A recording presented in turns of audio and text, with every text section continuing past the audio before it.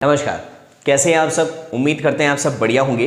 तो ये stat series का क्वेश्चन नंबर 18 है और आज की क्लास में हम डिस्काउंट से रिलेटेड क्वेश्चन करेंगे। वीडियो को पॉज करें, इस क्वेश्चन को खुद सॉल्व करने की कोशिश करें, मुझे आंसर कमेंट सेक्शन में करके बताएं। मैं ये वाला करवा रहा हूँ, आप इसका आंसर मुझे कमेंट सेक्शन में कर सकते हैं अगर आपको आता है, और नहीं आता तो समझने के बाद इसका आंसर कमेंट सेक्शन में कर देना।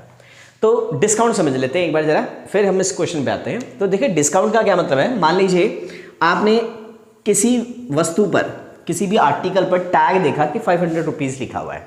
अब आपने 500 रुपीज़ देख लिया कि भाई 500 रुपये का है, आपका बजट इतना अलाउ नहीं करता। आप शॉपकीपर के पास गए, आपने कहा कि भैया इसमें से कुछ पैसा कम कर दो, तो उसने मान लिया कि चलो ठीक है कम कर देते हैं, वो आपका जानकार था या जो भी था, कम कर दिया और उसने आपको वो चीज़ दे दी 450 में। कितने में दे दी? 450 में दे दी। था 500 रुपये और दिया कितने में? 450 में। यानी कि ये जो 500 रुपये था ये आपका मार्क प्राइस था, जिसको हम हिंदी में बोलते हैं अंकित मूल्य, और ये जिस पर सेल किया वो सेलिंग प्राइस हो गया। और जो ये 50 रुपये है ना, 50 रुपये जो कम दिए आपने, वो क्या था? आपका डिस्काउंट था। वो आपको लाभ, छूट मिली है। आपको क्या मिली? छूट मिली। तो आपको छूट कितने की मिली? 50 रुपये की मिली। 50 का डिस्काउंट मिला आपको, किस पर? 500 रुपये पर। तो यानी कि जो डिस्काउंट मिलता है ना, वो हमेशा किस पे मिलता है? मार्क प्राइस पे। किस पे मिलता है? आपका मार्क प्राइस पे। 10 रुपये की चीज़ होगी, 1 रुपये का डिस्काउंट मिलेगा, तो इसका मतलब है 9 रुपये में वो चीज़ खरीद के लाएंगे। एक तो ये बात समझ आ गई होगी। अब आगे बढ़ते हैं। अब देखिए इस तरह का क्वेश्चन जनरली कई बार हम फॉर्मूले से करते हैं। एक तरीका करवा रहा हूँ, स्पेशली इस तरह से फ्रैक्शन में कभी वैल्यू आए तो ये वाला तरीका अप्लाई कर लेना। तो उसने कहा कि एक आपको निकालना है सिंगल इक्विवेलेंट डिस्काउंट या एकल छूट प्रतिशत निकालना है। एक कस्टमर गया, उसको उस प्रोडक्ट पर 20%, देन 25% एंड देन 33.5% का क्या मिला? छूट मिली। तो आपको ये बताने कि टोटल छूट कितनी परसेंट थी, मतलब ये एक्चुअल में कितने की छूट थी।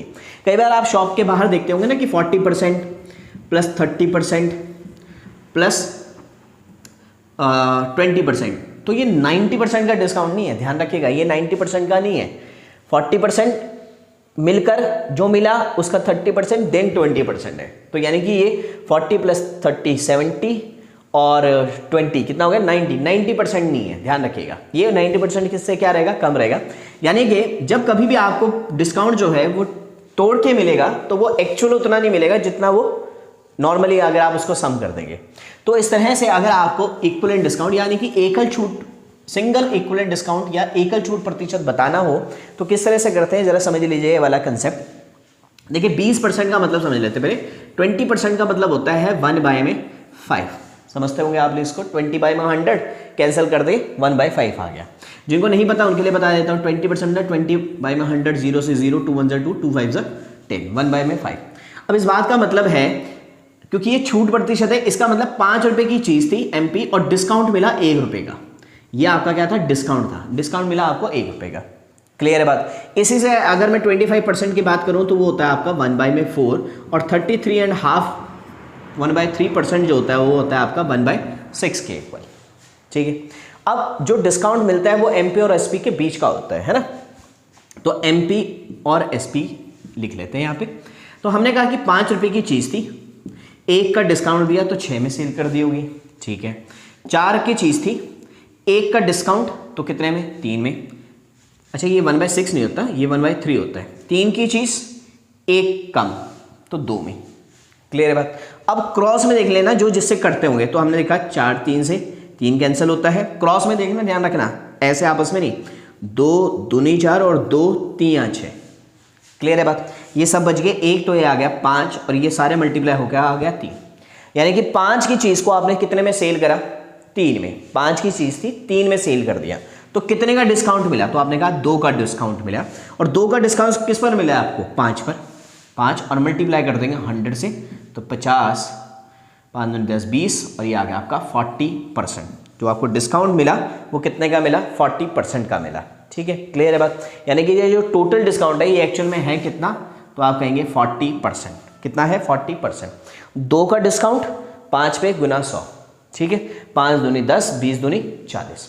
आप इसको ऐसे भी कर सकते थे कि 5 की चीज़ को 3 में सेल किया, आप इसको 100 बना सकते हैं। तो 100 कैसे बनाया? 0 1 यहाँ लगाया, 1 0 यहाँ लगाया।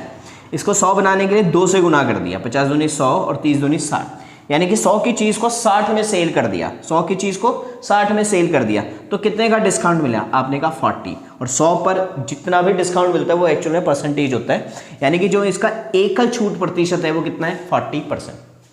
तो उम्मीद करते होंगे समझ आ गया है, और अगर ये समझ आ गया है तो अच्छी बात है, आप वीडियो को पीछे करके इस क्वेश्चन को पूरे को एक बार फिर से समझ सकते हैं, भले ही आपको अभी समझ आया ना हो या ना हो। अब अगर समझ आ गया है तो इसका आंसर मुझे किस में कर देना? कमेंट सेक्शन में कर देना। तो आज की क्लास में इतना ही, मिलता हूँ मैं आपको नेक्स्ट क्लास में, तब तक के लिए नमस्कार।